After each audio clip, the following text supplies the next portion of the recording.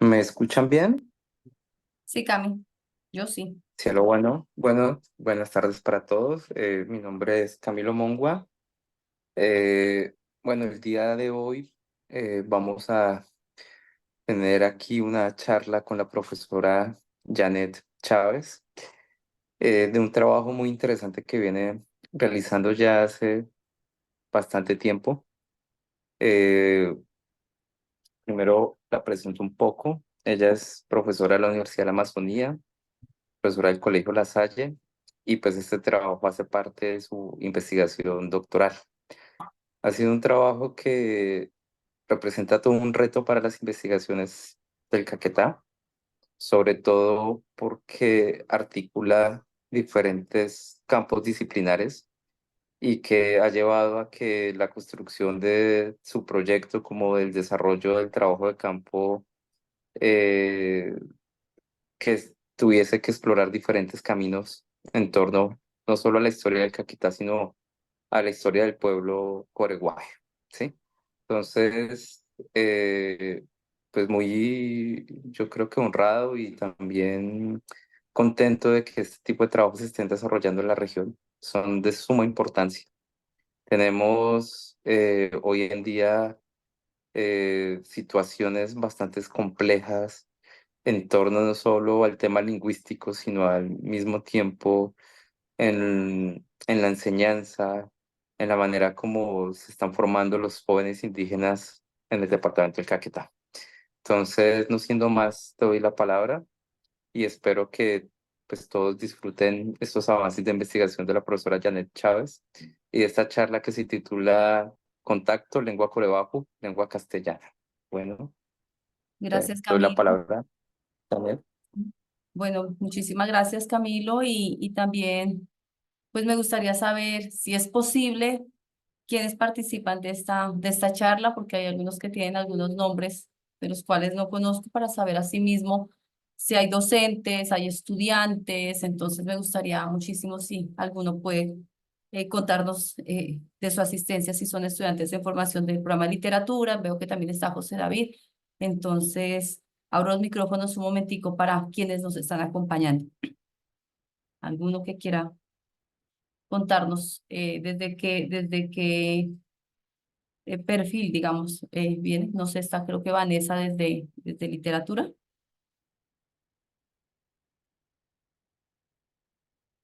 ¿Nadie?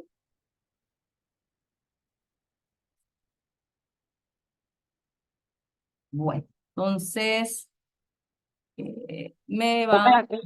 Sí, dale. Oscar Collado. Oh, estudiante de licenciatura en literatura castellana en la Universidad de la Amazonía. Ay, listo. ¿Alguien más? De pronto. Bueno, bueno, buenas tardes para Sí, todos. señora. Así, ¿quién está por ahí? ¿Ángela? Bueno, ¿me confirman? Voy a pasar a la siguiente diapositiva. Bueno, La licenciatura de Educación Artística está presente. muy qué bueno, qué interesante. Bueno, como lo decía el doctor Camilo Mongo, este es un trabajo que vengo desarrollando. Estudiantes del profesor Pompilio. Ah, ya, listo. Bueno, espero que nos estén escuchando. Este es un trabajo que venimos desarrollando. Bueno, yo lo vengo desarrollando desde mi trabajo de investigación doctoral, pero también es un trabajo que ha sido apoyado por el Ministerio de las Culturas y las Artes en relación a analizar el contacto de la lengua corebajú con la lengua castellana. Es un trabajo que no es solamente de este año, venimos desde el 2015 indagando ese contacto en el departamento del Caquetá. Entonces, partamos primero de dónde nosotros estamos para poder comprender un poco las dinámicas que se dieron en ese proceso, en esa historicidad, ¿no? Estamos Colombia y en qué parte nosotros geográficamente nos ubicamos, ¿no? Estamos sobre la región amazónica. Esto va a tener gran relevancia porque aquí es fundamental el departamento de Nariño. Entonces, digamos Caquetá, Amazonas, pero este límite entre Nariño y Mocoa son fundamentales en relación a la parte de las misiones que las vamos a ver más adelante. El Caquetá, dice el profesor William Saavedra, que se ha construido a espaldas de los pueblos originarios y yo me uno a esa voz como de protesta. Nosotros estamos, la mayoría de los municipios, estamos ubicados al pie de monte de la región del Caquetá y olvidamos todo el contexto, digamos, ante todo territorial que tiene que ver con los ríos y sobre todo Milán, Solano, que es una región maravillosa de pueblos originarios. Entonces siempre el profe William nos llama la atención en eso, William Saavedra, y yo me uno también a esa voz de protesta, pero también en el decir y el reconocernos que la mayoría de nosotros, los que se nos denomina colonos, somos migrantes de otros departamentos que de alguna manera llegamos acá al Caquetá, pero desconocemos que este territorio ya venía, ya estaba habitado por pueblos originarios y que por nuestra llegada ese pueblo originario los pueblos originarios fueron cediendo terrenos y fueron siendo desplazados de un lugar a otro, ¿no? Aquí podemos ver, ustedes me confirman si alcanzan a mirar en el mapa, voy a intentar, que a veces nosotros no conocemos todo este potencial que tenemos, ¿no? Paeses, cholos, cinganos, coreguaje, huitotos, sandoques. En qué lugar de mi trabajo de investigación me ubico? En este lugar, que el profesor Pedro Marín lo habla como el mecaña, ¿sí? El que es la unión de las antenas de la hormiga arriera y el río Orteguaza que representa el huío que es tan importante para los pueblos, los coreguajes. Ahora, coreguajes a veces aparecen como corebajú, como coreguajes, como coreguaje. Aquí hay unas disputas porque se dice que core es garrapata y guaje es gente. Aunque ahora que tuvimos la visita del profesor Pedro Marín, nos decía que no, que core era tierra seca y guaje era gente, que era gente de tierra seca, por unas condiciones ahí como de territorio. Sin embargo, cuando nosotros la consultamos en Internet y en los diferentes trabajos de investigación, incluso en los trabajos de Carlos Dupont, aparece core garrapata y guaje gente, y también aparece hijos de la tierra. En el censo poblacional del 2018 se reconocen 3.257 habitantes. Se reconocen, esto no quiere decir que sean solamente ellos. Muchas veces las familias y los indígenas, pues no sé, como una forma de protección ante la discriminación y a todos los conflictos que te han tenido que asumir, pues no, en los censos tratan de desconocer sus raíces o de protección. La lengua es la lengua corebajú de la familia del tucano occidental. En los coreguajes, digamos en el caso del departamento del Caquetá, si nos ubicamos, podemos ver esta parte que es la parte verde más resaltada, es donde más se encuentran ubicados. Entonces está Solano, Milán y Florencia. Es el lugar, los lugares donde ellos están habitando. A mí como docente me empezó a indagar o empecé como con estas preocupaciones en el 2015, creo que fue 2015, 2016, no desde el punto territorial de Solano y Milán porque creo que allá los estudiantes Corebajú tienen unas protecciones y unas protecciones lingüísticas que no se dan en el contexto urbano. Entonces, me ubico en Florencia. Digamos, esta inquietud que tenía, ¿no? Me van confirmando, sí. Voy en la tercera diapositiva. Me confirman donde dicen asentamientos urbanos. Porfa, los que están. ¿Sí la están viendo? Sí, Pi. Sí, bueno, es que a veces uno pasa las diapositivas y no los participantes no las ven. Entonces, en ese contexto urbano, hay unos asentamientos, ¿no? Unos asentamientos y como podemos ver, esos asentamientos están es en la periferia. Los Valencia, sobre todo, están en el barrio La Ciudadela. Hay otro grupo que están sobre el Bello Horizonte, que está en la familia Don Pedro, pero también en las últimas indagaciones encontré a alguien que está por los lados del IDEMA, que son los de Maticurú. Mm, a mí empiezo a preocuparme o empiezo a cuestionar mis prácticas de aula, creo que más a cuestionar mis prácticas del aula, a raíz de una pregunta que me hizo el profesor Mauricio Pérez Abril en relación que cómo yo estaba abordando la oralidad de los estudiantes coreguajes en el aula. Este es Juan Pablo. Yo siempre diré que Juan Pablo fue quien me movilizó a mí a cuestionarme como docente en este ejercicio de lo que me he dedicado y en lo que represento, ¿no? Es decir, nosotros estamos en una sociedad y aportamos un algo o no aportamos. Y entonces esas cuestiones, soy docente, pero ¿cuáles son mis aportes y qué estoy haciendo frente a un grupo de estudiantes que llegan todos los días a estudiar?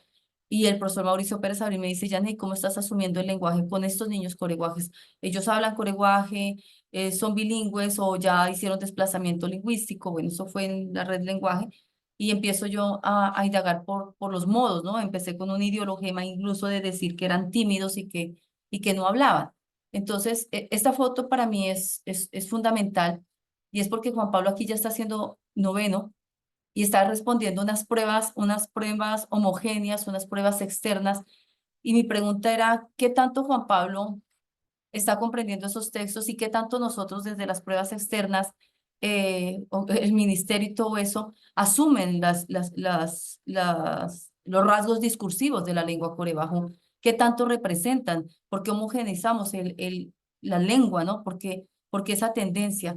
De ahí que hace más o menos 2 o 3 años empecé a tener una postura diferente hacia las famosas competencias comunicativas y hacia los estándares, porque precisamente dice estándares, vamos a estandarizar una lengua, vamos a regular y siempre la lengua dominante va a ser la que va a empezar a regular la lengua minoritaria o la lengua a la cual se discrimina, ¿no? Entonces, estas pruebas por lo general vienen homogeneizadas desde una concepción de un castellano que es el castellano, digamos, urbano o el castellano en la que no representa a los pueblos originarios. Mm, para ello, pues cuento por fortuna con el apoyo del doctor Mongua. Empezamos a hacer como, bueno, aquí, ¿quiénes fueron los que hicieron el proceso de castellanización? Por los tiempos yo voy a hacer como una especie de resumen. Esta es una línea de tiempo que le hemos trabajado bastante. Para muchos dirán, ah, esa línea de tiempo, pues esta línea de tiempo nos costó alrededor casi de 2 años realizarla porque fue empezar a mirar quiénes estuvieron en el territorio coreguaje, que vuelvo y les digo que está sobre, ante todo sobre el Orteguaza Medio, lo que tiene que ver con Milán, de San Antonio casi hasta más abajo de Solano. Entonces empezamos a mirar cómo se dieron los procesos de castellanización. Ese proceso de castellanización siempre viene sujeto a ciertas políticas legislativas, es decir, no una política que se genere, una ley que se genere, no sé, digamos partamos de la constitución política, a veces afecta bastante, digamos que termina minorizando las lenguas indígenas, y en este caso tomamos la decisión de asumir desde el periodo de la Constitución Política de 1886 a 1991. Y partimos de la Constitución Política del 1886 teniendo en cuenta que el, se le otorga a la religión católica la civilización, un proyecto civilizatorio, y hay un concordato, y en ese concordato llegan los capuchinos. ¿Dónde estaban los capuchinos? Y bueno, esto el doctor Mongo es el que más me ha explicado, y es que los capuchinos venían del Ecuador, habían estado en Nariño, y cuando se firma el concordato son los capuchinos los que ingresan a hacer el proyecto civilizatorio acá en el Caquetá, por el lado de Mocoa y suben por el río Caquetá y llegan y toman todo el río Orteguás. En ese ingreso de las misiones capuchinas hay como una especie de dos fases. Una primera fase que son los capuchinos colombianos, que entre esos llega pues Doroteo de Pupiales, pero ellos vienen más como con una situación de los colonos. Pero cuando ya ingresan los capuchinos, que son de Cataluña, ya ellos empiezan un proceso de evangelización, ¿no? Entonces hay un concordato de civilización, pero esa civilización, ese término de civilización está condicionado también con la evangelización y esa evangelización con la castellanización. De ahí en adelante hay una serie de, de leyes que se van dando, de algunas normatividades que se van dando que afectan la lengua corebajú. La primera, digamos que el primer periodo de los capuchinos, con el vicario Fidel de Monclar se prohíbe la lengua corebajú. Ahí ya hay una regulación. Entonces, todo este periodo desde 1887 hasta 1900, digamos, hasta desde 1902 a 1951, la castellanización se dio sujeta a un grupo de misioneros de Cataluña, España, y está sujeta a la evangelización. Y aquí pues quedan como un listado de, de situaciones que se dieron normativas que fueron afectando la lengua corebajo. Ya después de 1951, que los capuchinos piden dividir el vicariato, porque era el vicariato del Caquetá, que correspondía al Putumayo, y el Caquetá era un territorio muy extenso en los estudios del doctor Mongua, que hablan de estos estados, que las misiones y los comerciantes eran los que ejercían la parte del estado delegado. Llegan los consolatos. Entonces dividen el vicariato y los consolatos quedan a cargo del Caquetá, y estos consolatos son italianos. De ahí que nosotros en el Caquetá tengamos tantos nombres italianos y tengamos tantas como influencias. Y es que, y también vuelven y se dividen como en ciertos periodos. El primer periodo, Monseñor Torazo, pero Monseñor Torazo se dedicó más a los colonos porque coincidió con toda esta situación de la violencia bipartidista. Y luego viene Ángel Cuniverti, que empiezan todos los procesos de etnoeducación. Entonces, ya los consulatos están desde 1951 a 1994. Hay unas políticas legislativas que se dan desde el orden nacional, pero también ellos ejercieron unas políticas territoriales, digamos, en cierta medida. Cada uno de los monseñor o los vicarios tomaban unas decisiones frente a la lengua de la lengua corebajo, hacen unas regulaciones. Sumado a esto, el gobierno nacional firma un contrato con el Instituto Lingüístico de Verano. En términos de los corebajú, siempre van a ser los gringos. Llegan al resguardo de Maticurú y tienen en el contrato se firma que van a ser gramáticas y van a ser vocabularios de las lenguas indígenas.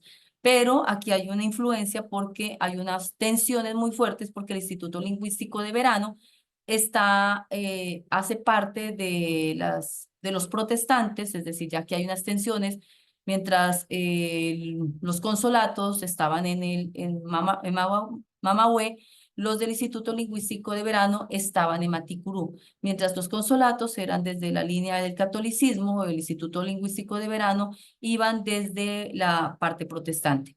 De todas maneras, digamos que siempre esta castellanización está sujeta a una evangelización, ¿no? Siempre está en ese sentido. Y ya cuando llega la Constitución Política de Colombia de 1991, es cuando ya se determina, pues, que el castellano, pues, digamos que no es que haya cambiado, pero le quitan el poder a las misiones para los procesos de educación formal. No sé si hasta ahí alguna pregunta, algo. Me gustaría escucharlo para no quedarme hablando solita. No sé, Cami, si quieras agregar antes de pasar aquí.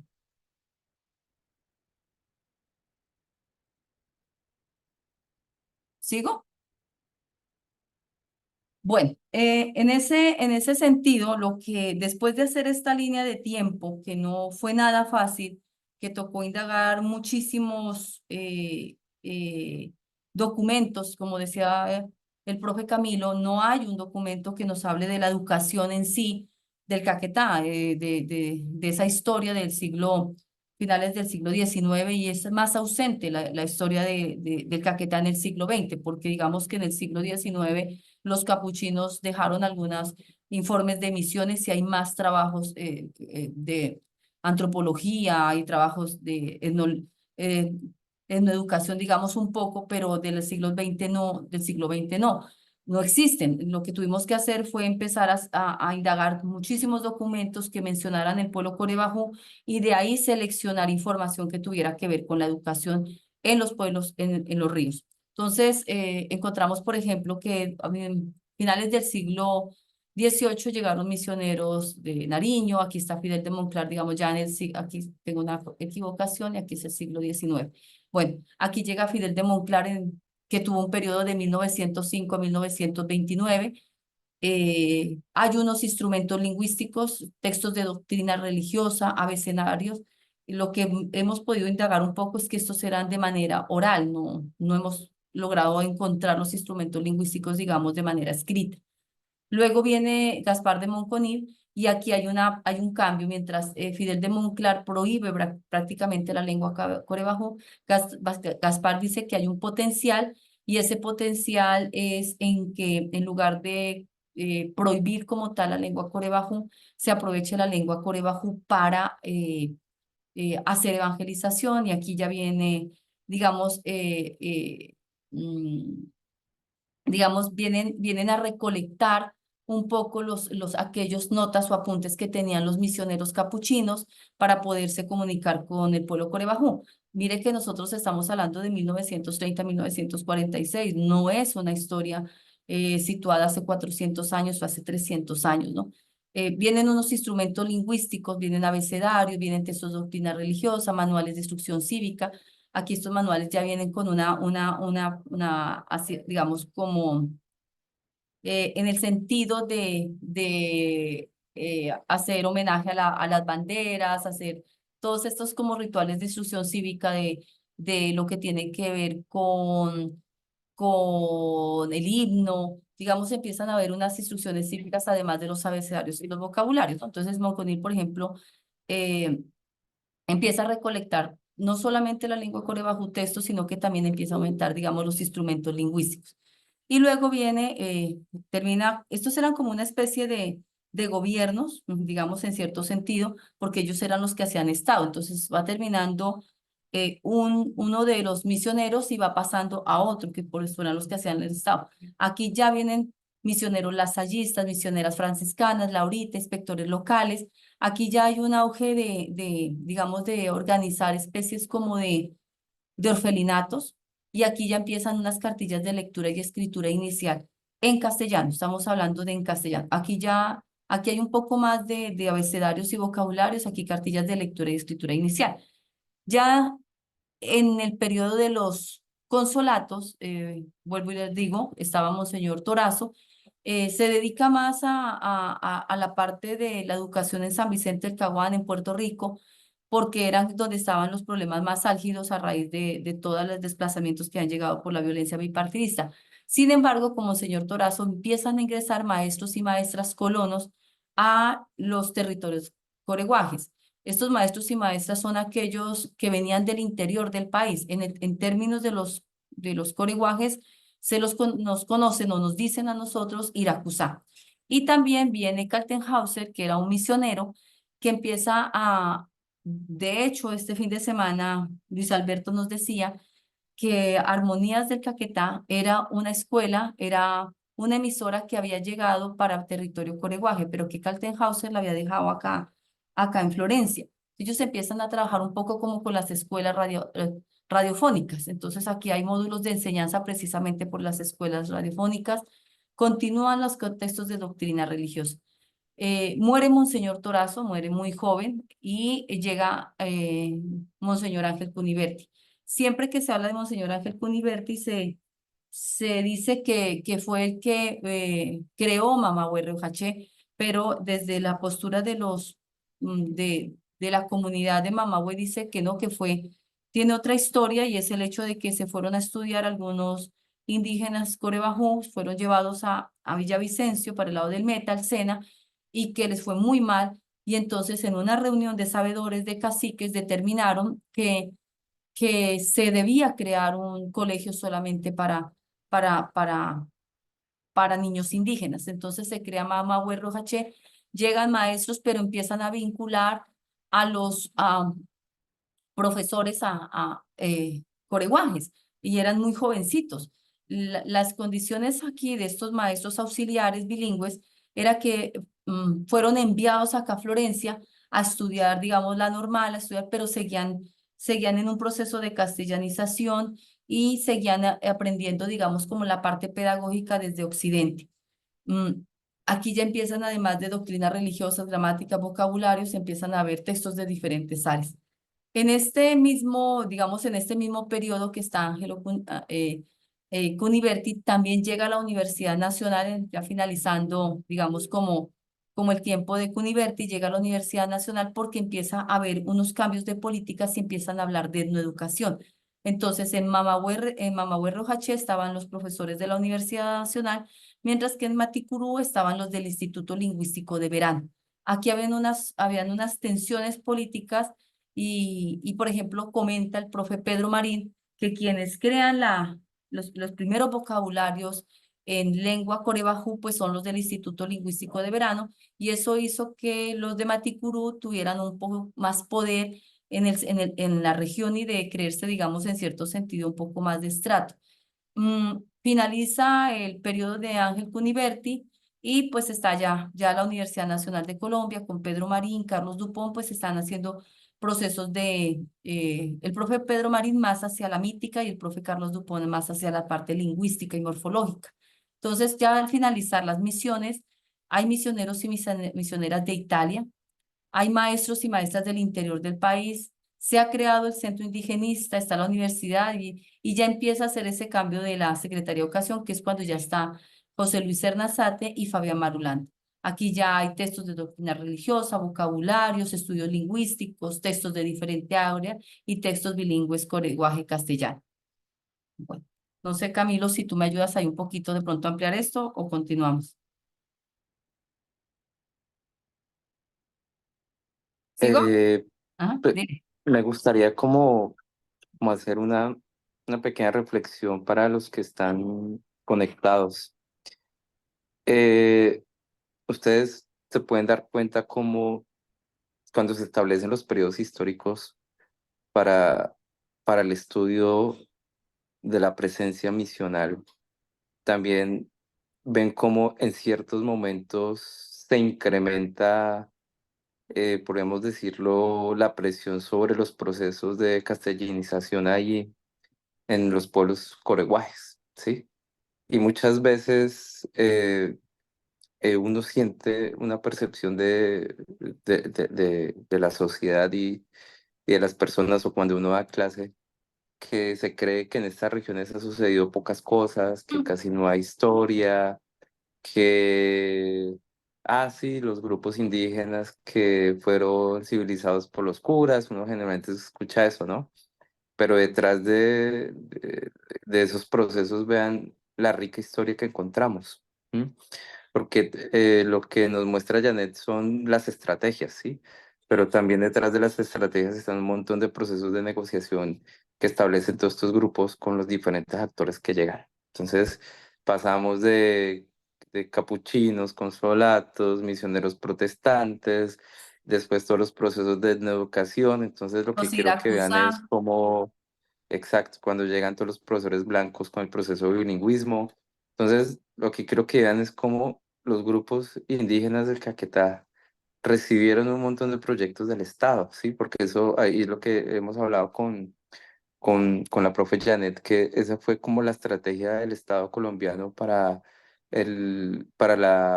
los procesos de ciudadanía indígena, ¿no? Que eso es un debate bien interesante, pero que aquí en el Caquetá se ha desarrollado muy poco.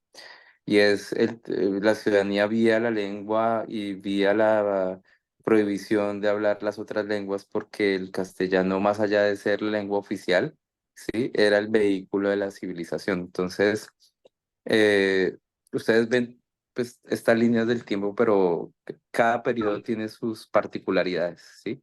Entonces, bueno, ahí dejaría como para poder situar un poquito más al público.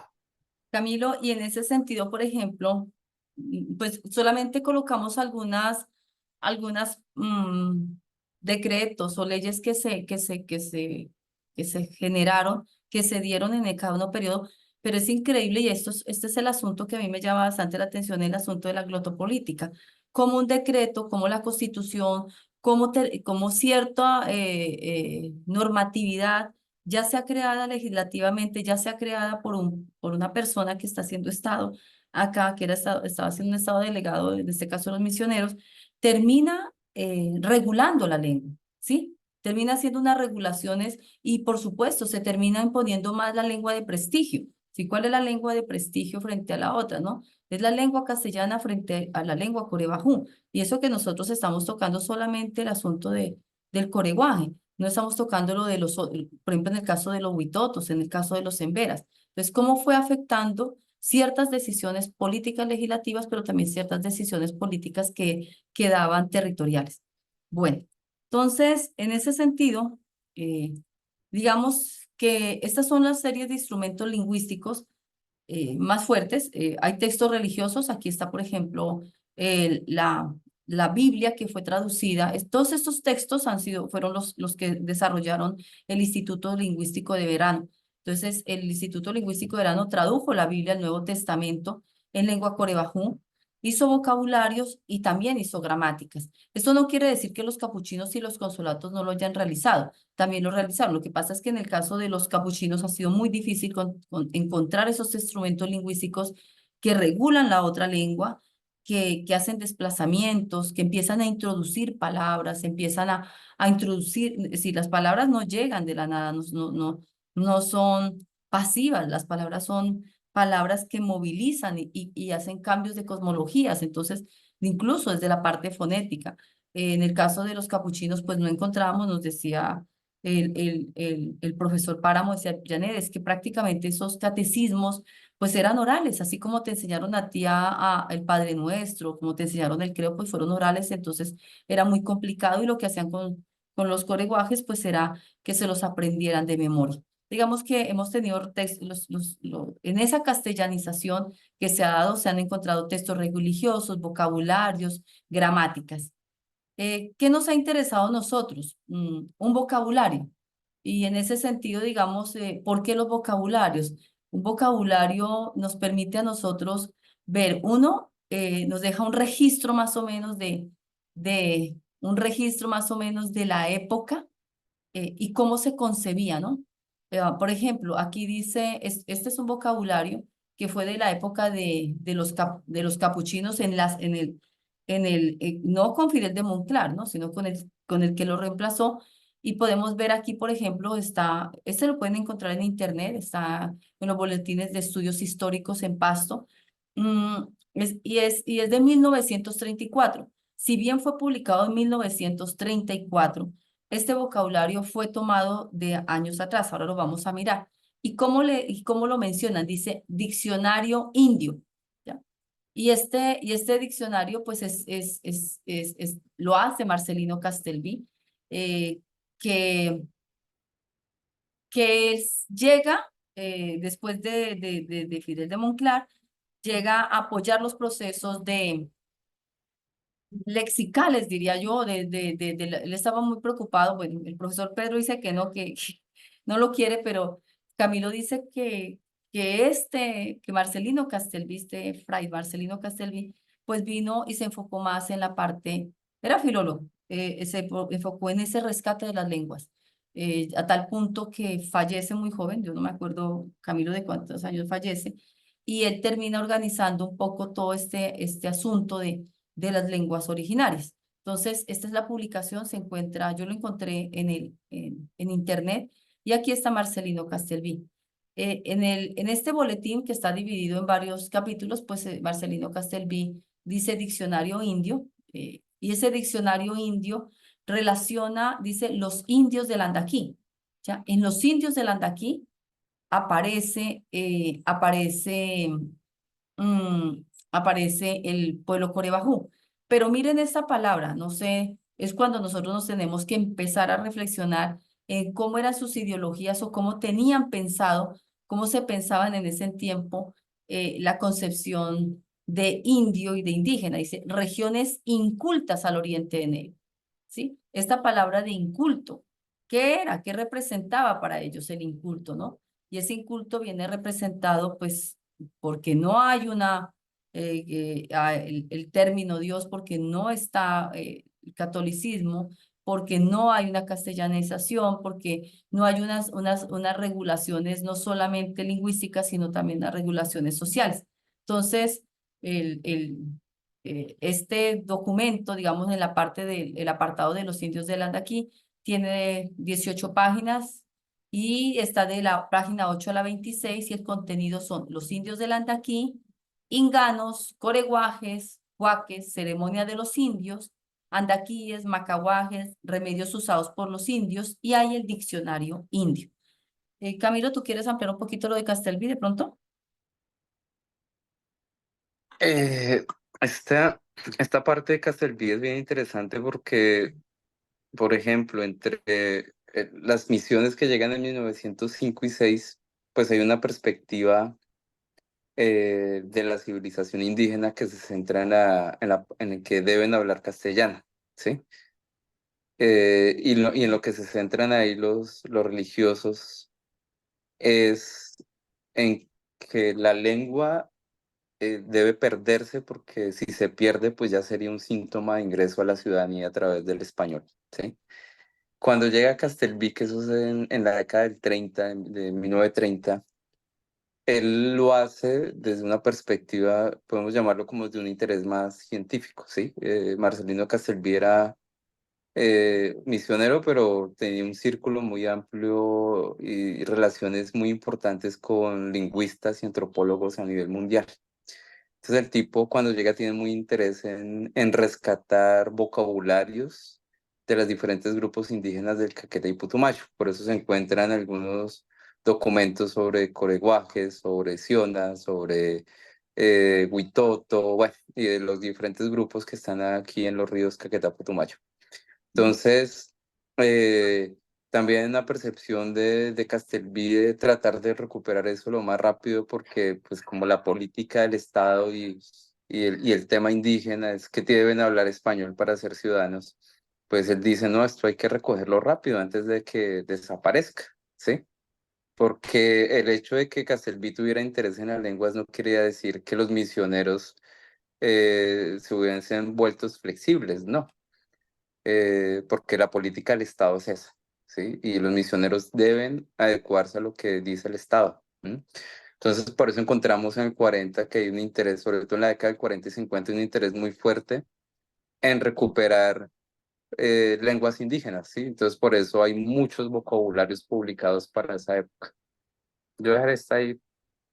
Pero mira que aquí hay algo y es que lo que hizo Castelví fue publicar Los indios del Andaquí, pero para el caso digamos, del diccionario coreguaje, él aquí en la parte final, hay un pie de página, y él dice que él toma, él lo que hizo fue como compilar la información, dice que él toma ese diccionario de 1854 que fue escrito por Manuel María Alvis. 1854, es decir, antes de la Constitución política, ¿no? Entonces dice, yo lo tomo y dice aquí, el siguiente estudio de la región de Landaquí, escrito en 1854 por el presbítero Manuel María Alvis, es fiel copia del artículo Regiones incultas al oriente del Neiva. Entonces lo que hizo Castelví fue retomar ese diccionario. Ahora, en relación a los coreguajes, la parte de los coreguajes está dividida en tres. Una parte que habla de la descripción del vestuario, y aquí es donde insisto que también tiene que ver con la parte de qué significa la ciudadanía, dice el profe Mongua, de la ropa. Él dice, pues, dice, los indios que componen esta tribu, lo mismo que los huaques y los tamas, andan casi desnudos, llevando apenas una cáscara de palo que llaman fono pendiente de su cintura. Entonces aquí hay unas cuestiones en relación también a cómo los ven ellos en la parte del vestuario. Incluso cuando hablan de la parte de la siembra, hacen una relación de que son perezosos porque solamente van, cazan y pescan, que no hay un trabajo, y habla de las embarcaciones. Entonces, esta situación de analizar estos tres párrafos nos permiten ver cómo ellos veían a los pueblos originarios. Ya en relación al diccionario indio que dice él que retoma el de Alvis, yo de hecho tengo el libro aquí y he hecho un poco de comparaciones, pero sí, digamos, dice él que le hizo unos, que está tomado fiel copia del otro, pero sí siento que hay unos cambios y lo hace de la siguiente manera, ¿no? Toma el abecedario A, B, C, D, E, F, G, lo toma pero tiene la primera palabra, las palabras están hechas en corebajú y luego escriben en castellano. Entonces, acá, perdiz. En este vocabulario dice, subtítulo contiene algunas voces de las que lo usan los diferentes pueblos del Andaquí. Aquí podemos percibir entonces que para esa fecha ellos concebían que todos eran andaquí y que los coreguajes pertenecían a ese grupo de los andaquí, ¿ya? Está organizado en 2 columnas y tiene 151 palabras. De esas 151 palabras, todas son sustantivos. No hay adjetivos, no hay verbos, no hay frases, son sustantivos y no se evidencian los fonemas B, F, H, L, R, V, B, V, W, Z, Y y Z. Sí, estos fonemas, pese a que la F es fundamental dentro de la lengua coreana. La mayoría de las palabras están asociadas a animales, otros a la anatomía, a objetos y alimentos. Hay algunas que estamos intentando, pues aquí me dicen, ahora en el encuentro que tuvimos en Mamagüey, esta me decían que era una especie de coco, pero estas dos, que dice Chuachoquí y Beata, no aparecen, no sabemos ni en español ni en lengua corebajú qué representan. Llama la atención que aparecen 2 palabras, Dios y diablo. Estas Dios y diablo ya se ubican en categoría de evangelización, se introducen estas 2 palabras y cambian representaciones. Cuando hablamos de Dios y diablo, decía el profe Pedro Marín, que ellos relacionaban este Dios y diablo, pero que este diablo que ellos mencionan no es el diablo de los cachos y todo eso, sino que son espiritualidades que se tienen que, digamos, que no sé, que son malas o algo, pero no el diablo de la religión católica, y se introdujo a tal punto que ahora que este fin de semana que estuvimos allá, el profe les decía, no digan, hola, espera, cierran el micrófono, porfa. Espera, espera, cierra el micrófono, porque es Pompilio. Espera que Pompilio. No lo llamo.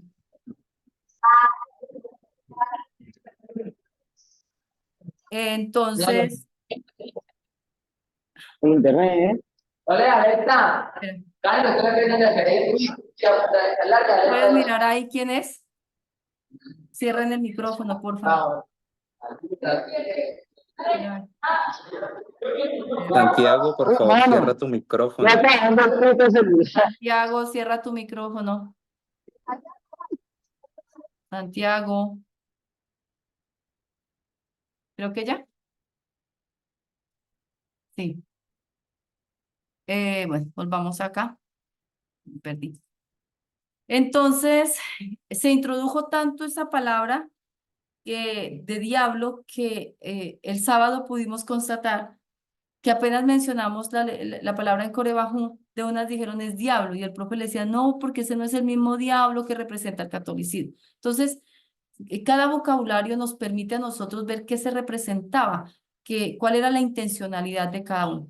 Ya luego tenemos el vocabulario en 1970, de los consolatos no hemos encontrado ningún vocabulario, asumimos que los hay, pero no lo hemos conseguido ni por parte de los misioneros consolatos ni por parte de algún iracusá. Entonces, este viene en 1970.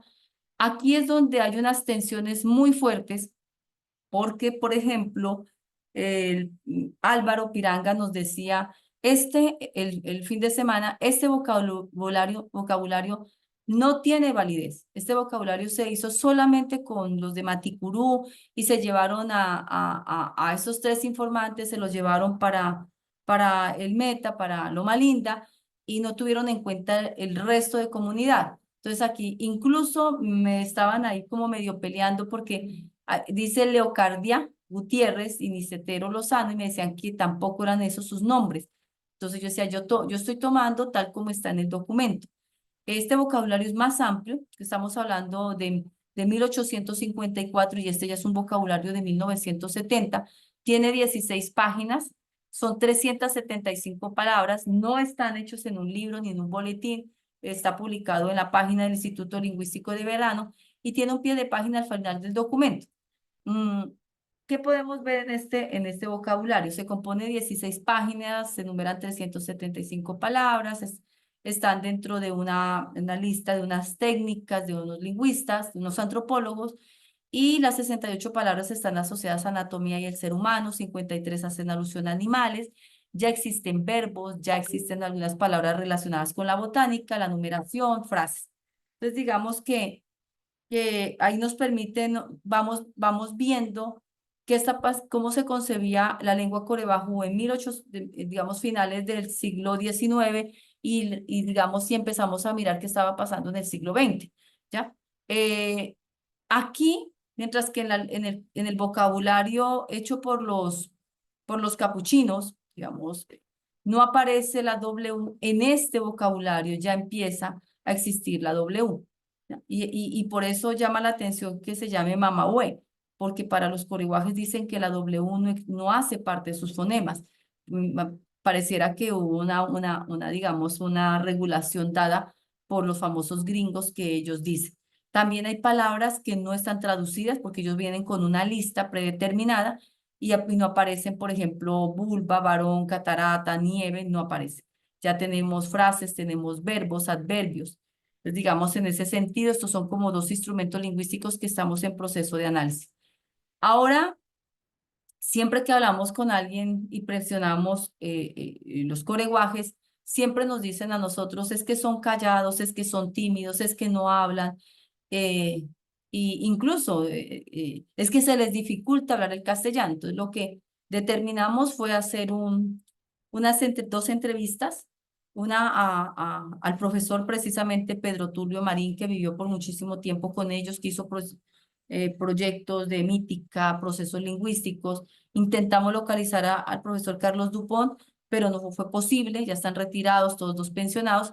Y también a Rodrigo Bastidas, quien estuvo a cargo del Centro Indigenista y hizo parte del proceso, digamos, de educativo en los ríos, en el río Orteguaza, y al rector de Mamahue Riohaché, que tiene una doble condición, porque Luis Alberto hace su primaria y su secundaria en su territorio, pero luego, dado los problemas de violencia, pierde a su papá por el conflicto, tiene que desplazarse a Florencia y estudia a la universidad acá en Florencia y hace la maestría. Y sin embargo, la maestría, creo que le fallamos como universidad, le fallamos todos, no lo apoyamos en el sentido de suponer que una escritura académica desde el castellano homogéneo y él no ha terminado de su proyecto de investigación. Entonces, ¿qué nos dice Pedro Marín en relación al silencio? Silencio como un rasgo discursivo de la lengua corebajú. Dice, hay buena parte del silencio del coreguaje que obedece a que no sabe de qué se está hablando.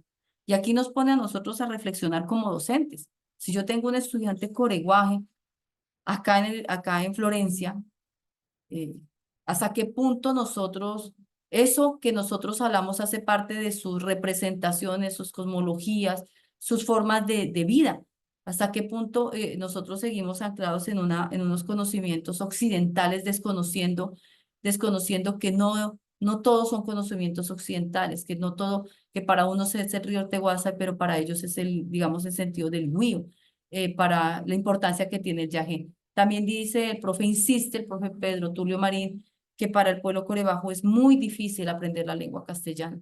No sabemos si tiene que ver con la parte fonética o la parte gramatical, pero que a diferencia de los huitotos, para ellos es más difícil el aprender la lengua castellana como segunda lengua. Y dice el coreguaje sabe que puede hacer el oso. Si hablo español, la gente se burlará. Cuando los coreguajes les toca hablar en español en público, es terrible para ellos. El profe Rodrigo dice, los coreguajes tienen rituales más pausados, son más pausados. Los huitotos, si ellos tienen sus cantos y sus cosas, los coreguajes tienen sus cantos y sus bailes y sus cosas, pero son más pausados. Eh, Dice el profe Rodrigo, Eduardo es un gran líder allá en el pueblo coreano. Eduardo allá en su territorio es un gran líder, pero Eduardo fuera de él puede hablar o decir cosas, pero se limita. Y lo último es que se demoran mucho para respondernos. A veces ni nos responden. Cuando les preguntaba por qué no me contestan, me decían, no, Rodrigo, es que el coreguaje piensa. Y Luis Alberto nos dice, mi comunidad no son bullosos. Usted misma se dio cuenta cuando llegó, en todo el camino sucede lo mismo, las creencias, porque somos hijos de las tierras ancestrales. Todo va como calmado, ante todo. Y eso no quiere decir que estemos disgustados. Pues la tierra es calma, ¿no? La tierra no hace bulla. La típica del coreguaje es una situación muy calmada.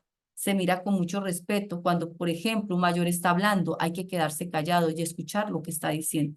Y aquí hay unas tensiones porque tenemos un estudiante, digamos, que tiene esa concepción del sabedor, del abuelo, y yo tengo que escucharlo y quedarme callado. Y el profesor insistiendo que salga a exponer, y usted por qué no habla, si es que ese estudiante de coreguaje me está viendo a mí como el mayor al cual él tiene que escuchar y tiene que en cierto sentido aprender. Dice incluso, y ahora la perspectiva que tiene Luis Alberto de nosotros. Nosotros siempre estamos hablando de los coreguajes, pero los coreguajes, ¿qué piensan de nosotros? Y dice, ellos son más habladores, está hablando de nosotros, de los iracusá. Entonces a veces a uno le da pena de expresar. Uno mira que ellos son más habladores, más expresivos y todo eso, y uno más callado. Entonces lo que voy a decir de pronto es que cuando yo hablo mal, le doy las respuestas irregulares, piensan que me van a reír de mí. Entonces es por eso que no hay mayores participaciones. Y en este caso, porque a mí no me entienden. Entonces, malicia indígena. Cuando él dice malicia indígena, podemos encontrar que es una manera de protección a su discriminación lingüística. Así más bien me quedo callada y no espero que después se me burlen de mis participaciones. Entonces, en este silencio hemos dividido las ideas lingüísticas en dos. Un silencio visto desde la antropología y otro desde la glotopolítica. Desde la antropología podríamos decir que ese silencio está relacionado con la parte espiritual de ellos, que está muy anclada al yaje. Algunos dicen que al mambe, pero ellos son más yajeceros, nos dice Pedro Marín. Y otro en la relación con la naturaleza desde su chagra, desde la selva, desde el río. Ellos saben leer el río y necesitan silencio para hablar con el río. Y otra sí tiene que ver con lo glotopolítico, que es a lo que a mí me interesa sobre todo. Y es todas esas tensiones que se han dado, todas esas situaciones políticas que se han dado, que han afectado la lengua corebajú, que la han regulado a tal punto que está en el Atlas Mundial de las Lenguas en vía de extinción. ¿Cuáles? Políticas legislativas desde la Constitución Política de 1886, incluso la de 1991, porque nos dice que el castellano es el idioma oficial de Colombia y que las lenguas originarias son cooficiales en su territorio. Es decir, hábleme corebajú, pero me lo habla allá en el Orteguaza, no acá. ¿Cómo es posible que teniendo estudiantes coreguajes en Florencia, Caquetá, no exista un docente coreguaje, al menos en las 3 instituciones educativas en las cuales están estudiando los niños? Hay políticas lingüísticas que dieron las misiones, el conflicto armado que les prohibía hablar en lengua, el bilingüismo que se ha dado, un bilingüismo entre finales ya, digamos, como de los 80, empezaron a hablar de bilingüismo, pero empezaron con un bilingüismo visto desde el castellano y el inglés. Y la otra es el silencio como resistencia. No hablo para protegerme del conflicto, pero también no hablo para protegerme de la discriminación lingüística. Y bueno, ya para finalizar, pues tenemos que el proceso civilizatorio, uno, se fundamentó en la evangelización y castellanización, se otorgó poderes legislativos educativos a la religión, como se puede evidenciar en la Constitución Política de Colombia de 1886, en el artículo 38, pues que especifica que la religión católica es de la nación y contará con la protección de los poderes públicos, y aquí pues le entregan la educación a la religión católica. La lengua corebajú fue regulada por las misiones capuchinas. Ya estamos hablando de dos fases, unas que eran colombianos y luego los que venían de Cataluña, los consolatos que venían italianos, pero que también pues llegaron otras de otros países, pero eh, que también estuvieron los siracusá, quienes ejercieron, como lo plantea Mongua 2023, la función del Estado delegado. Cada una de estas misiones establecieron normatividades lingüísticas en las que el castellano fuera lengua de prestigio, y pues la lengua coreana se fue reduciendo. El Instituto Lingüístico de Verano no tenía función de Estado delegado, pero también hizo regulaciones. Fue quien tradujo la Biblia en coreguaje. Fue quien hizo vocabularios, cartillas de relatos, gramáticas, traducción de inglés al castellano. Las misiones capuchinas se enfatizaron en la relación evangelización, castellanización, evangelización. Sus instrumentos lingüísticos más relevantes fueron la Biblia, catecismos, vocabularios y manuales de instrucción cívica. Las misiones consolatas se enfocaron más en el rescate de la lengua corebajú, pero siempre relacionado con la evangelización católica. Involucraron docentes mestizos, que en lengua corebajú se llaman iracusá. Entonces aquí hay otras influencias, por ejemplo, de nariñenses, hay influencias de profesores que llegaron de Antioquia, hay influencia de profesores que llegaron del Tolima, del Huila, incluso del Cauca. Por ejemplo, la profesora Araceli Pechene, ella es del Cauca, y entonces también digamos eso. Los instrumentos lingüísticos que primaron fueron las cartillas alfabéticas, en castellano, libros de diferentes áreas en castellano, Biblia y catecismos. Además de la Biblia y el catecismo, los vocabularios han sido como los instrumentos lingüísticos más relevantes y en la actualidad siguen predominando. En este momento están haciendo ya vocabularios, pero en territorio, y los hacen ellos con algunos apoyos de algunas fundaciones o algunas personas que están dedicadas a ayudarles a preservar su historia lingüística. El vocabulario que publica Marcelino Castellví se enfoca en sustantivos y parte de la lengua corebajú, mientras que el vocabulario del Instituto Lingüístico de Verano se divide, digamos, en unas técnicas y ya incluyen frases, y parten de castellano, inglés y lengua corebajú, ¿no? Y el silencio de la lengua corebajú es un rasgo discursivo, se fundamenta en dos ideas, unas antropológicas asociadas a sus cosmologías y otras que son muy glotopolíticas porque han sido reguladas, en las que se le da prioridad a la lengua de prestigio, que es la lengua castellana.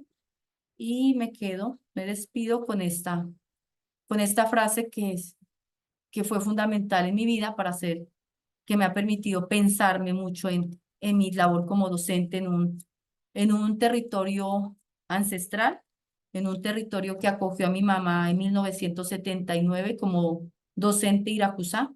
Y pues esta es mi mamá en la rastra. En esa época estaban divididos los niños de los colonos, estudiaban en el internado La Rastra, y los niños indígenas se agrupaban en Mamahue, no solamente coreguajes, sino Nasa, Emberas, Ingas, Huitotos, y eso ellos cuentan que era como una Babel de lenguas. Y dice Mauricio, es claro que no hay una mayor violencia en las aulas que aquella que un niño deba hablar públicamente en contra de su voluntad. Y esta es una de las imágenes o de las ilustraciones que hay en Mamahue que son potentes y que nos permiten ver a nosotros las implicaciones de sus cosmologías. Bueno, Camilo, no sé qué vas a decir algo. Bueno, Janet, pues muchas gracias por tu intervención, por tu trabajo y sobre todo la socialización pues de lo que has venido indagando y sobre todo reflexionando en torno a tu tema de tesis, pero también que nos sitúe en un contexto bastante amplio y sobre todo para pensar en la historia de la región, ¿sí? Yo cuando veo tu texto pienso que, o sea, más allá del tema de la glotopolítica, también aquí tenemos algo y es la historia de la educación en el Caquetá, ¿sí? Y de cómo se fue estructurando ese fenómeno educativo tanto en esas poblaciones colonas que llegaron a ese territorio como los grupos indígenas. Y yo creo que, pues si algo revela tu trabajo es la urgencia y la necesidad que se tiene de comenzar a explorar estas temáticas. No sé si las personas que están conectadas tienen algunas preguntas, tienen dudas, eh, pueden levantar la mano, activar el micrófono, los escuchamos.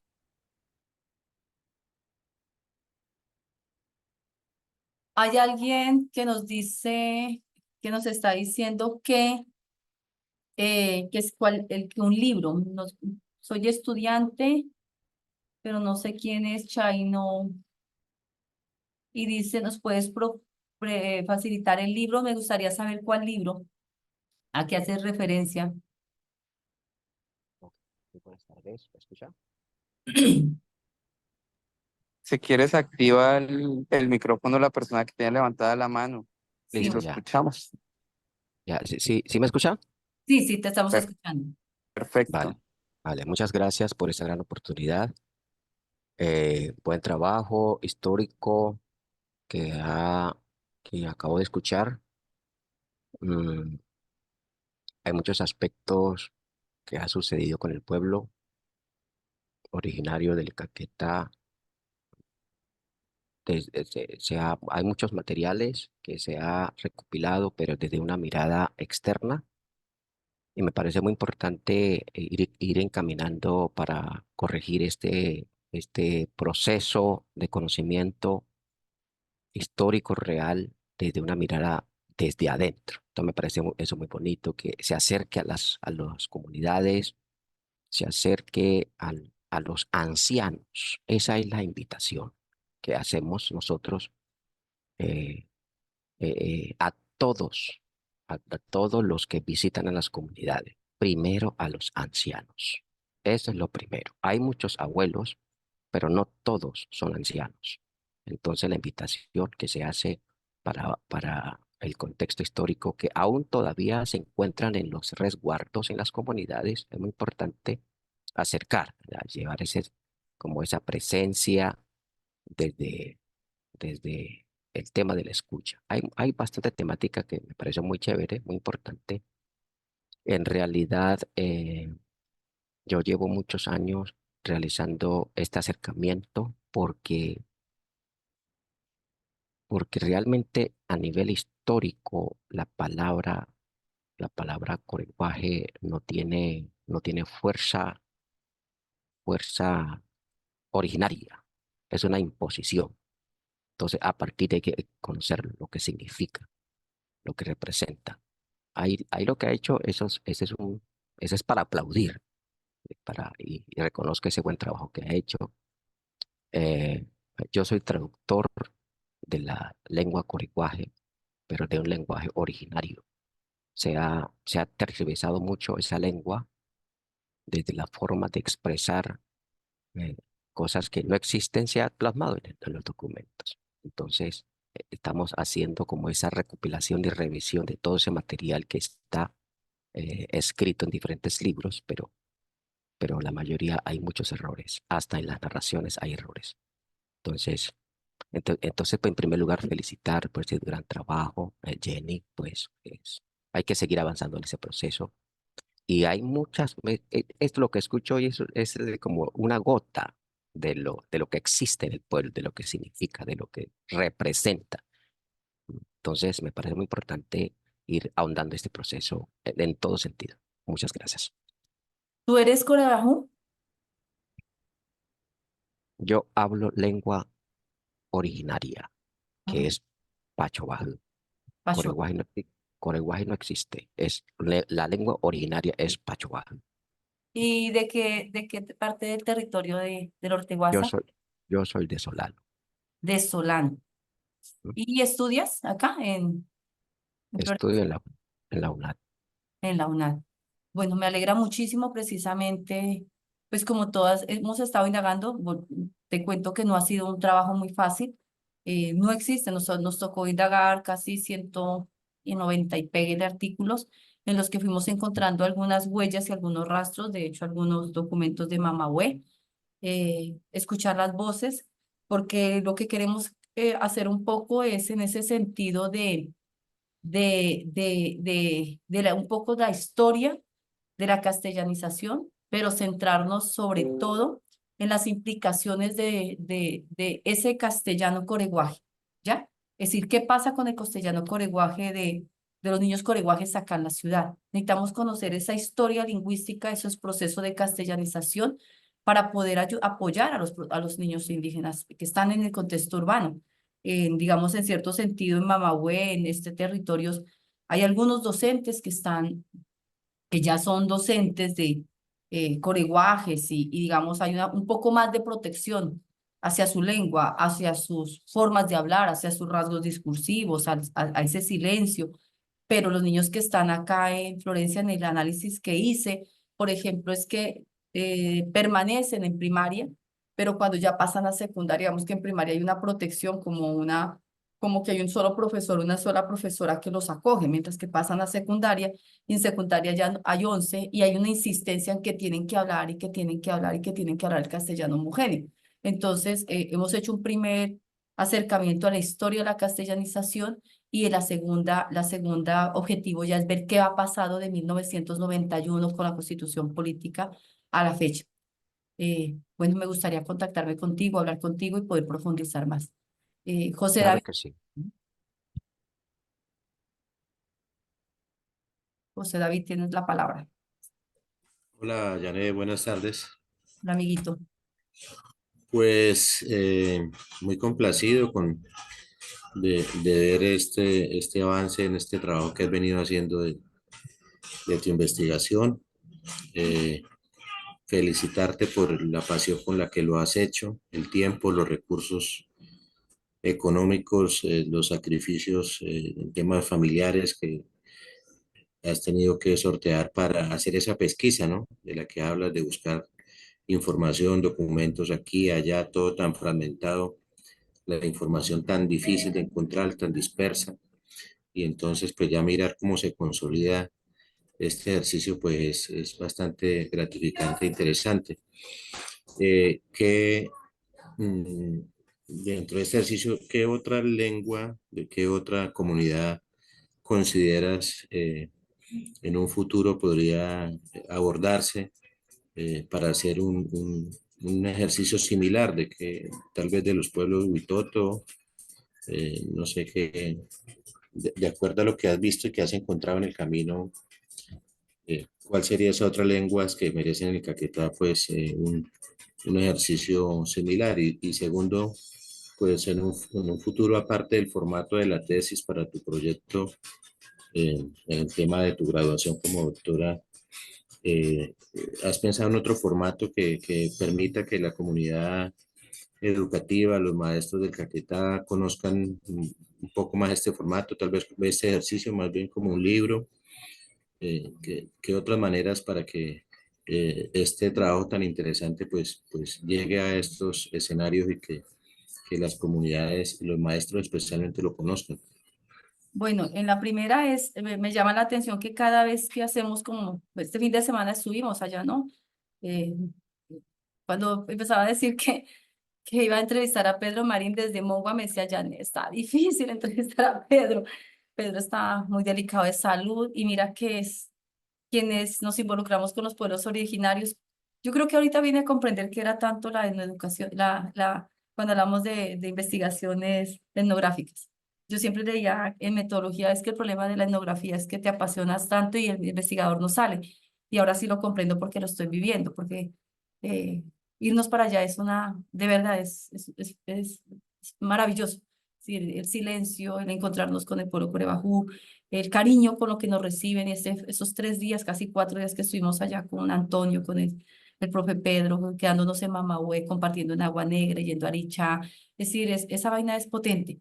Pero siempre que nos encontramos allá y hablamos sobre este proceso histórico de la castellanización, hasta Álvaro nos decía este fin de semana, es que con los huitotos teníamos choques, ¿sí? Y Luis Alberto dice que cuando ellos los congregaron en Mamahue, y que eso era una torre de Babel porque habían tantas lenguas indígenas. Y entonces los padres lo que hacían los misioneros era recoger todos los niños por los ríos y venían y se los llevaban a Mamahue, porque Mamahue se crea para niños, la educación indígena, pero quien la maneja son las misioneras Laurita. Entonces se los traían ahí y eso era un cúmulo de lenguas indígenas. Y entonces Luis Alberto dice, cuando yo iba a participar, cuando yo iba a dar mi palabra, decir lo que yo pensaba, ya el Huitoto me había ganado, ¿ya? Entonces sería muy chévere indagar sobre los Huitotos y también indagar esas diferencias lingüísticas que hay entre los Huitotos y los Coreguajes. Creo que ahí, con el trabajo que estamos haciendo, bueno, también hay que reconocer que este trabajo ha sido apoyado por el Ministerio de las Culturas. Estos resultados precisamente son gracias al apoyo del Ministerio de las Culturas, porque no es fácil trasladarse, hay que sacar muchísima información. Contamos con el apoyo del profe Pedro, vino desde Bogotá a apoyarnos. Entonces, digamos que sería interesante. Hay que dedicarle tiempo, pero sería muy chévere esa parte de las dos pueblos, además porque hay unos conflictos lingüísticos ahí. En relación al formato, sí lo he pensado y es en una especie de video, ¿ya? En una especie de video que no sea solamente un texto escrito, sino poderlo publicar en una especie, como una especie de documental. Yo he grabado hartísimos el río, tomo fotos, casi todas las diapositivas están con fotos de Mamahue, de lo que está representado ahí. En otra presentación la hice con la cosmología del pueblo Corebajú. Creo que un video o un documental podría servir más, José David, ¿ya? Como una especie de hecho no tan extenso, me lo he pensado para poder, en ese sentido es muy difícil. Estamos en este momento terminando de organizar un artículo científico, tiene 12 cuartillas, también en ese formato. Era eso, José David. Y creo que Pompilio nos pidió la palabra. Digo que sí. Buenas tardes para todos. Mi Buenas tardes. nombre es Daity Quebrada Escue. Soy una estudiante de la licenciatura artística. Voy en el semestre 2 y soy indígena. Soy de la etnia Nasa Altamira. Bueno, Nasa del resguardo Altamira, ubicada en San Vicente del Caguán. Upa. Entonces, quería compartir un poco referente a lo que usted estuvo comentando. Me gustaría como dar un poquito de aliento a otros pueblos indígenas que, pues, como usted lo comentó, están perdiendo los usos y costumbres, el origen que viene, la descendencia. Entonces, aportaría de que a pesar de que llevamos, llevamos una formación y una educación diferente y muy acogida también al occidental, hay que, hay que llevar siempre en cuenta nuestras raíces, nuestro ser, quién somos, de dónde venimos, que a pesar de que se mire o lo noten diferente, siempre somos enriquecidos de nuestras tradiciones. O sea, con ser indígenas no tenemos que refugiarnos o ser como tan excluidos de lo exterior. Entonces, o sea, esa esencia del ser de nosotros como indígenas, de las raíces que llevamos, tradiciones, conocimientos, yo creo que es lo más lindo que podemos dar a conocer y plasmarlo en nuestro entorno donde estamos, aunque pues como podemos saber, nosotros como indígenas siempre vivimos en medio de la naturaleza, ¿sí? O sea, siempre estamos como muy ligada a ella. Entonces, ese es el motivo que a veces al salir nos da un poco de miedo eh, del, del que nos digan, nos discriminen en el tema pues de ser diferentes, pero pues eso no incluye al nosotros no tener conocimiento, no ser inteligentes, simplemente que tenemos rasgos diferentes, diferentes. Entonces, eso sería mi aporte. Y sería, Espero- sería importante, creo que es Dayana la que está hablando, ¿quién es? Sería importante, por ejemplo, en el sentido de empezar a luchar por sus lenguas, eso. en el contexto urbano. Es que hay un afán por la castellanización, hay un afán, no, profesor.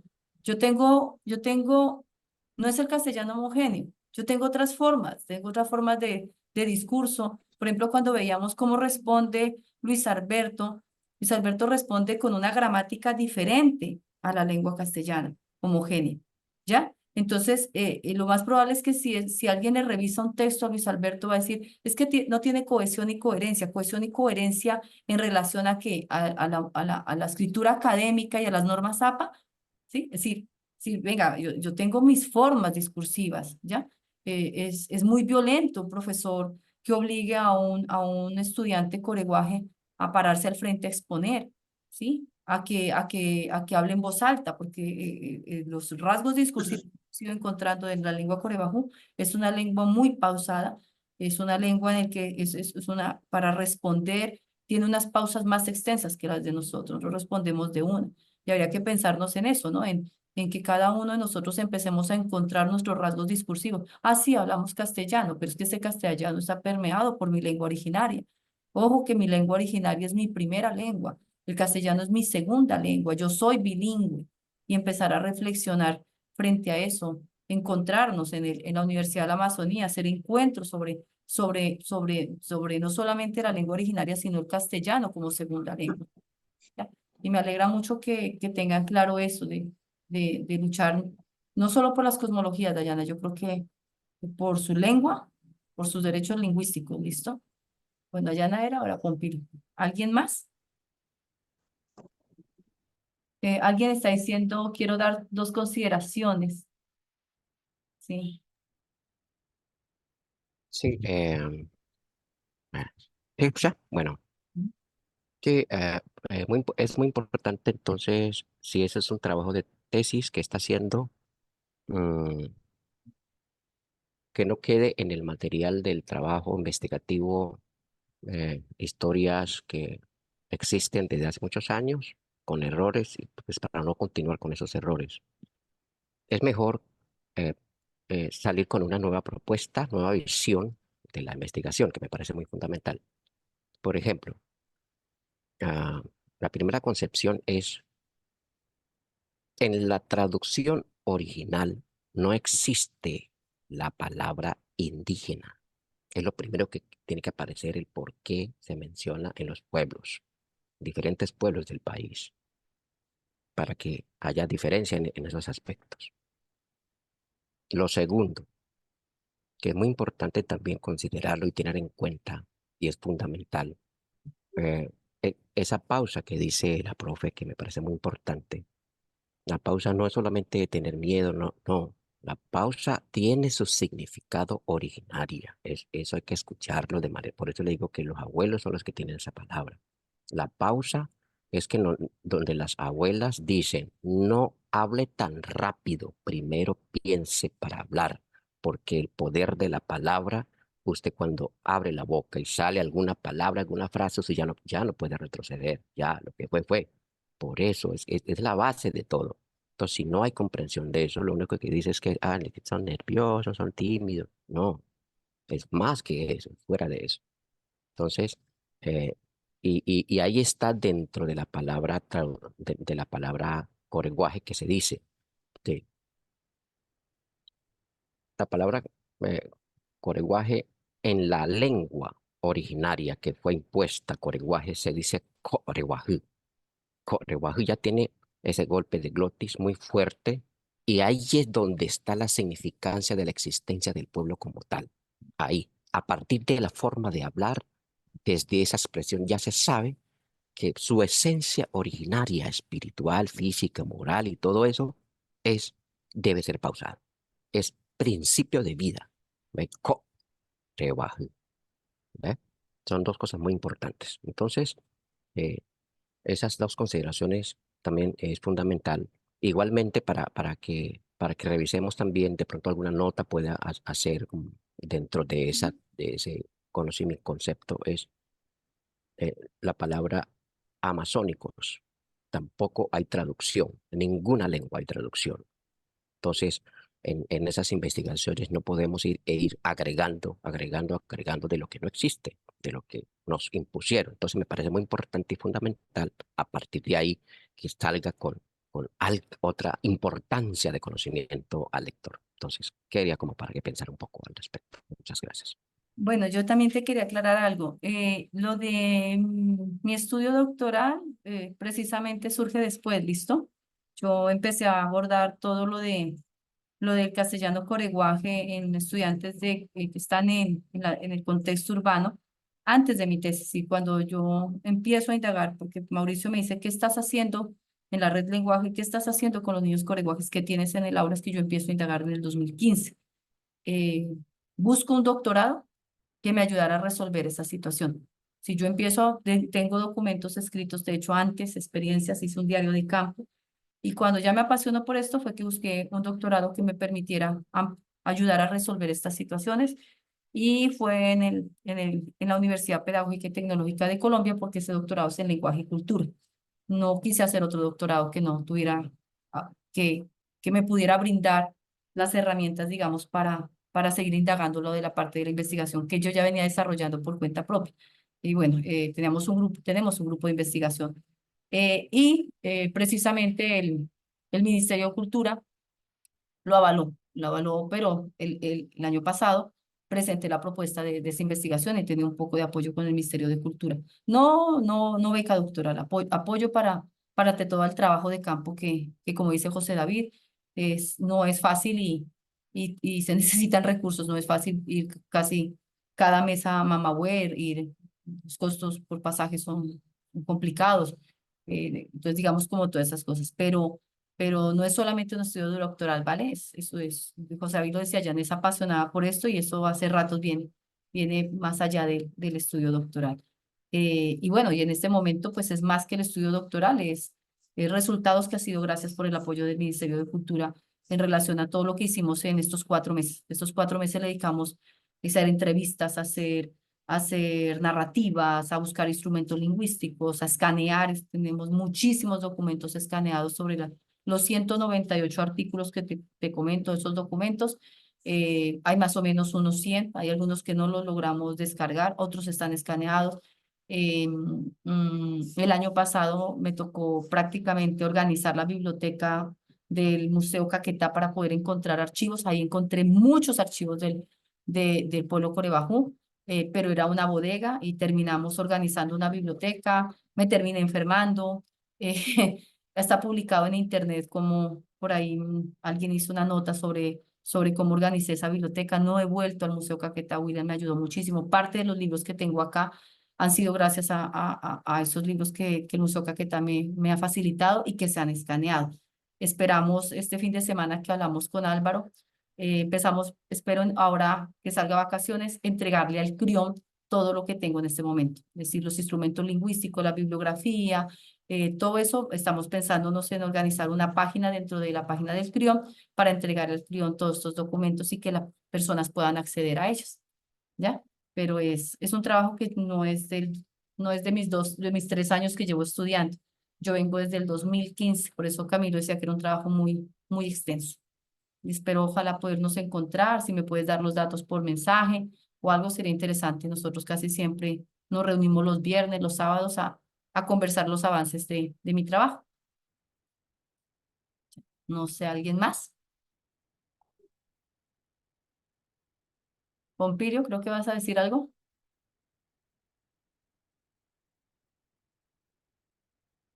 Camilo, despedirnos, que juega ahorita la selección Colombia.